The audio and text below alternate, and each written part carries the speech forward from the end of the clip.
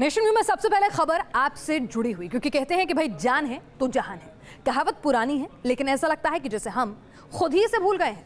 देश भर में सड़क हादसों पर केंद्र सरकार की जो रिपोर्ट आई है, अगर उसकी आंकड़ों की बात करें तो 2015 के मुकाबले साल 2016 में सड़क हादसों में करीब 4% कमी जरूर आई है, लेकिन मौत का आंकड़ा भी डरा रहा है, क्योंकि अब भी औसतन हर घंटे 17 लोग, जी हाँ, एक घंटे में 17 लोग दुर्घटना में पूरे देश में अपनी जान गंवा रहे हैं। कभी तेज रफ्तार का टूटा कहर, कभी लापरवाही हो गई जानलेवा। ये तस्वीरें पुरानी हैं और विचलित करने वाली हैं, लेकिन ये तस्वीरें रास्तों पर लिखी मौत की दास्तान बयान करती हैं। सड़क पर दौड़ती मौत को इन तस्वीरों के जरिए देखा जा सकता है। परिवहन मंत्रालय ने सड़क हादसों पर जो रिपोर्ट जारी की है, उसके मुताबिक साल 2016 में 4,80,652 सड़क हादसे हुए, जिसमें 1,50,785 लोगों की मौत हो गई। हालांकि 2015 में 5,01,000 रोड एक्सीडेंट में 1,46,133 लोगों की जान चली गई थी। उसमें क्या हुआ है कि कुछ बसेस के एक्सीडेंट्स हुए हैं, तो वो भी हमारे लिए कंसर्न है। आपका सही है, 3% reduction in road accident for the first half. अब इसमें कुछ 25 स्टेट्स और यूटीज जो है, उसमें डेज जो है have reduce in first half of 2017 as compare the first half of 2016। 16 और 17 के ऊपर मैं आपको पहली बात ये कोई अचीवमेंट वगैरह मैं मानता नहीं, जो भी है वो हमारे लिए अच्छा नहीं है, हमको ये बहुत कम करना है। 2016 में औसतन हर घंटे 55 सड़क हादसों में 17 लोगों ने जान गंवाई है। सबसे ज्यादा 18 से 35 साल के बीच के लोगों की जान गई। नेशनल हाईवे पर होने वाले हादसों में मौत का आंकड़ा बढ़कर 30 से 35% हो गया है, जबकि ट्रैफिक जंक्शन पर 37% सड़क दुर्घटनाएं हुई। तो कुछ जगह हम फाइन्स बढ़ाएंगे, कुछ जगह कड़ाई करेंगे, कुछ जगह शिक्षा देंगे, कुछ जगह सुधार इंजीनियरिंग में, ऑटोमोबाइल और रोड में सुधार करेंगे, और सबके सहयोग से मुझे लगता है कि हम इसको कम करने की कोशिश करेंगे। It's a big task and मैं सेंसिटिव हूँ इसके बारे में, और हम लोग इसके साथ जुड़े हैं। राजधानी दिल्ली में सड़क हादसों में सबसे ज्यादा 1,591 लोगों ने जान गंवाई है। सड़क पर दौड़ती मौत पर लगाम लगाने के लिए केंद्र सरकार कई कदम उठाने जा रही है। 200 किलोमीटर रोड बैरियर बनाए गए हैं, जबकि 200 किलोमीटर रोड बैरियर और बनाए जा रहे हैं। इसके अलावा हादसों पर लगाम लगाने के लिए सड़क सुरक्षा समिति बनाई जाएगी, जिसका नेतृत्व संबंधित सांसद करेंगे। इस समिति में डीएम, एमएलए समेत कई अधिकारी भी शामिल होंगे। जाहिर है सरकार कोशिश कर रही है, लेकिन जान आपकी है और उसकी हिफाजत आपको ही करनी होगी, क्योंकि आपके हाथ में सिर्फ आपकी गाड़ी की स्टीयरिंग नहीं, बल्कि आपके और सड़क पर चलने वाले लोगों की जिंदगी की डोर है। रोड एक्सीडेंट के आंकड़ों से साफ है कि देश की सड़कें मिनट दर मिनट इंसानी खून से लाल हो रही है। इन आंकड़ों पर ब्रेक लगाने के लिए सरकार मोटर व्हीकल एक्ट में बड़े बदलाव का इंतजार कर रही है, लेकिन ये कानून के डंडे से संभव दिखाई नहीं देता। इसके लिए सड़क पर निकलने वाले हर व्यक्ति की सजगता भी बेहद जरूरी है। वीडियो सतुल के साथ मधुरेंद्र कुमार, न्यूज़ नेशन, दिल्ली। दरअसल सड़क पर ये सिर्फ हादसों की रिपोर्ट नहीं है, आपकी और हमारी गलतियों का पुलिंदा भी है। और सबसे ज्यादा चौंकाने वाली बात यह है कि एक्सीडेंट कर रहे ज्यादातर लोग पढ़े लिखे हैं, जो कभी ओवर स्पीडिंग, कभी ट्रैफिक नियमों का उल्लंघन कर अपनी और दूसरों की जान जोखिम में डाल रहे हैं। साल 2016 में 34.8% हादसे टू व्हीलर से हुए। कार, टैक्सी, वैन जैसी गाड़ियों से 17.9% हादसे हुए, तो वहीं 11.1% हादसे ट्रक से हुए। पैदल चलने वालों के साथ 10.5% हादसे हुए, वहीं बस से 6.6%, ऑटो रिक्शा से 4.7% और साइकिल से 1.7% हादसे हुए। लेकिन इस सब के बीच में जो बात सबसे ज्यादा तकलीफदेह है वो ये कि सड़क हादसों में 52,500 टू व्हीलर चलाने वालों की मौत हो गई। उनमें से 10,135 ने हेलमेट नहीं पहना हुआ था, यानी कि आपने खुद ही अपनी जान जोखिम में डाली हुई थी। जबकि बिना सीट बेल्ट पहने हुए लोगों की मौत का आंकड़ा भी काफी ऊंचा है। बेंगलुरु में एक पत्रकार की हत्या पर पूरा देश इस वक्त उबल रहा है। गौरी लंकेश की हत्या की जांच के लिए एसआईटी का गठन भी कर दिया गया है। कट्टरपंथ के खिलाफ आवाज उठाने वाली गौरी लंकेश को लेकर सियासत में भी संग्राम मचा हुआ है। कुछ लोग आरोप लगा रहे हैं कि हत्या के पीछे दक्षिणपंथी सोच वाले लोगों का हाथ है। हालांकि अलग बात है कि पुलिस के हाथ अभी भी खाली है।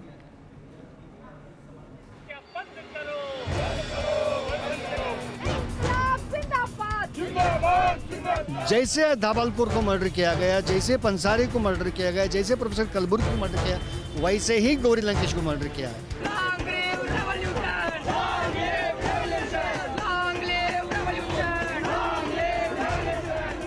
आज कट्टरपंथ की विचारधारा जिसने पहले महात्मा गांधी की हत्या करी, इंदिरा गांधी की हत्या करी, राजीव गांधी जी की हत्या करी,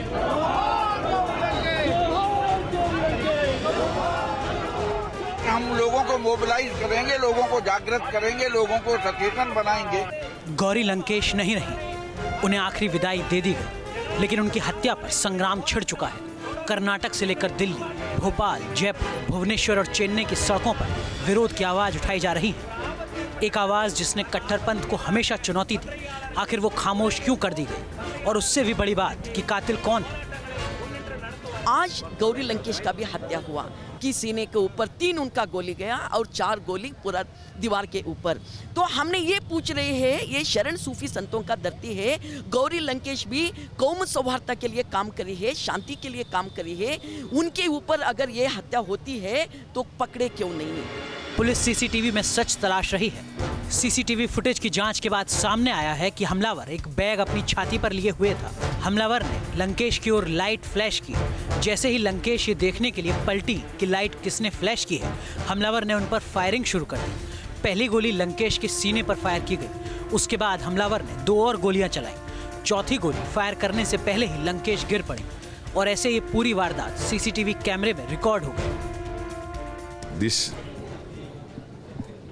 case should be taken very seriously and it should be investigated exclusively by a special team.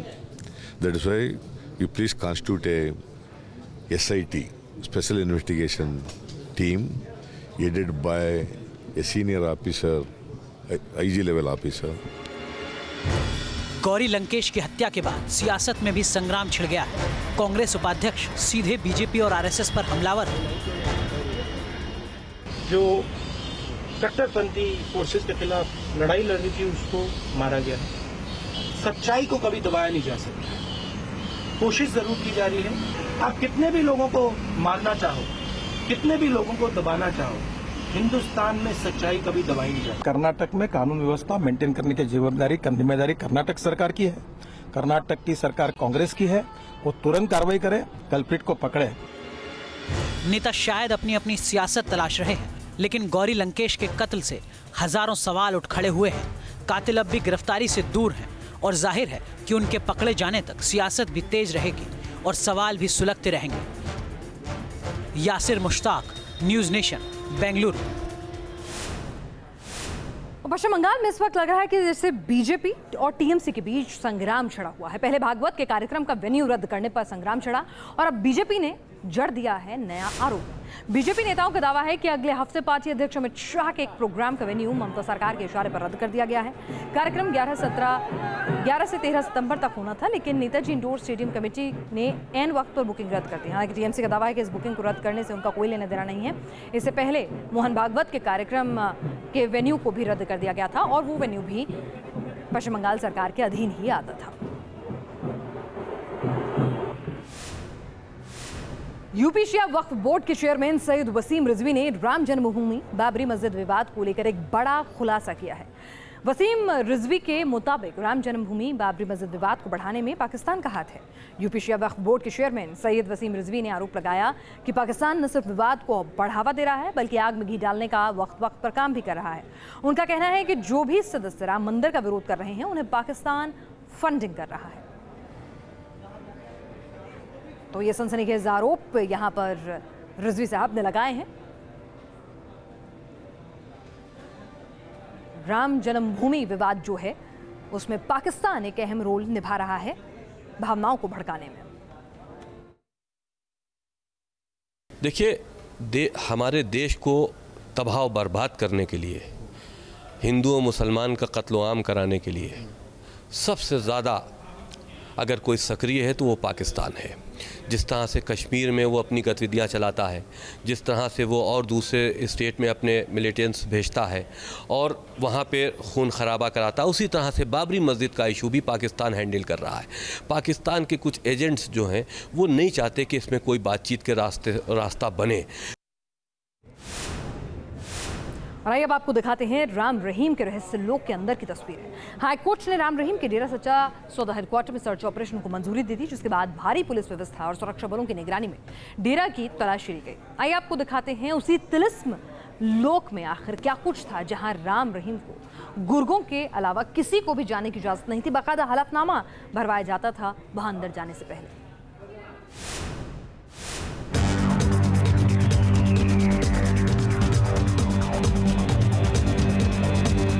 ऊंची ऊंची दीवारों और बड़े बड़े लोहे के दरवाजों के पीछे है वो मायावी दुनिया जिसे गुरमीत सिंह राम रहीम का तिलिस्म लोक कहा जाता है। 2 साध्वियों के साथ रेप के आरोप में 20 साल की सजा काट रहे राम रहीम का डेरा दरअसल एक 5 स्टार रिजॉर्ट से कम नहीं, जहां सारी सुख सुविधाओं की पूरी व्यवस्था थी। ये वो जगह थी जहां अब तक सिर्फ गुरमीत सिंह के गुर्गों को ही जाने की इजाजत थी, या फिर वो लोग जो राम रहीम के खास मेहमान थे। मगर पहली बार इस रहस्यमयी तिलिस्म लोक के चप्पे चप्पे की तलाशी ली जा रही है। डेरे के अंदर की तस्वीरें आज तक आपने राम रहीम के प्रवचन के दौरान ही देखी होंगी, मगर अब सब कुछ खुलकर सामने आ गया है। सिरसा में ये 1100 एकड़ में से भी जो बड़ा आश्रम है, जो गुरमीत सिंह राम रहीम का डेरा सच्चा सौदा है, वही राम रहीम जो बलात्कार के जुर्म में आज सलाखों के पीछे है। और उसकी ये सोच इस जो आश्रम में साफ झलकती है, जहां ऐसा सुख, चैन, आराम और अय्याशी का इस तरह के जो साधन हैं वो मौजूद हैं, जो अपने आप में आश्रम की इस तस्वीर पर कई सवाल उठाते हैं। गुफानुमा रास्तों से न्यूज नेशन का कैमरा जैसे जैसे डेरे के अंदर दाखिल होता गया, यहाँ की रंगीनियां देख हमारी आंखें चौंधिया गई। माही सिनेमा जो है वो बना है यहाँ, और तमाम इस तरह के जो तस्वीरें हैं वो नज़र आ जाएंगी। बॉक्स ऑफिस जहाँ से बाकायदा टिकट मिलती हैं, और गुरमीत राम रहीम की इसी परिसर में जो फिल्म लगा करती है, फूड पार्टी का बाकायदा खाने पीने की व्यवस्था जो है वो भी है।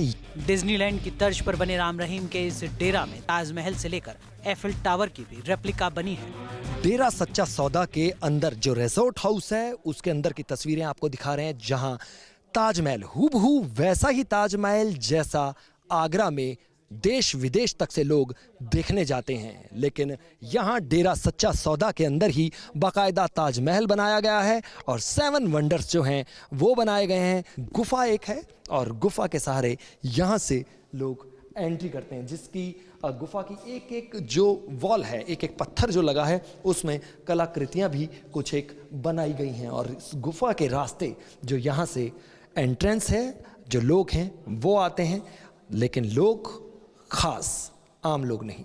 ये रिजॉर्ट में, इस रिजॉर्ट में स्विमिंग पूल नज़र आ जाएगा, बाकायदा एक शिप नुमा जो रिजॉर्ट है वो दिखाई दे जाएगा, और पानी के अंदर जिनका कंस्ट्रक्शन चल रहा है वो विलास दिखाई दे जाएंगे। इतना ही नहीं, गरीबों का डेरा कहे जाने वाले इस अय्याशी के अड्डे में छोटा सा एक तालाब भी है, जिसमें वोटिंग करने की भी सुविधा है। चारों तरफ इतनी हरियाली और साफ सफाई कि कोई भी हैरान रह जाए। एक बार की तो ऐसा लगता है कि जैसे राम रहीम ने अपने डेरे को सूरज, चांद और सितारों से सजा रखा था। अब बारी थी डेरे में बने रिजॉर्ट के अंदर झांकने की। यहाँ का नज़ारा ऐसा था मानो एक पल में हम किसी 5 स्टार होटल में पहुँच गए हों। यहाँ रंगीन रोशनी से सजे आलीशान कमरे बने हैं, जहाँ मखमली बिस्तर वाले बेड लगे हैं तो फर्श पर महंगे कालीन बिछे हैं। वहीं हॉल में बैठने के लिए शानदार फर्नीचर भी लगा है। न्यूज नेशन में डेरे के अंदर की ऐसी तस्वीरें सामने आई जिन्हें देखकर साफ है कि जिस जगह को राम रहीम आश्रम का नाम देता था, असल में ये उसकी अय्याशी का अड्डा था। Team news nation.